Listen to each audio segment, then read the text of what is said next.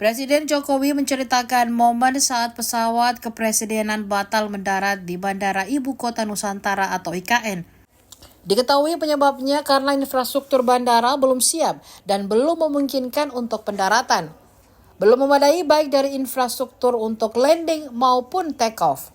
Meski demikian, Jokowi menilai bandara di IKN akan ramai jika nantinya sudah banyak maskapai yang singgah.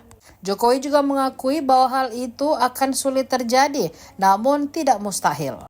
Saya kemarin sebetulnya ingin turun di airport baru, tapi ternyata belum memungkinkan. Harus dicoba lagi dengan pesawat yang sama dengan yang kita pakai.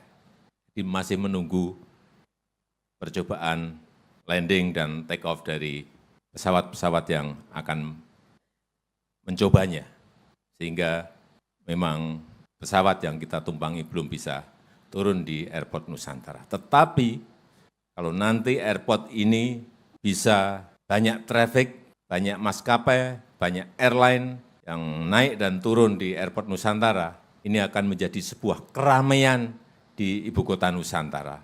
Download Tribun X sekarang, menghadirkan lokal menjadi Indonesia.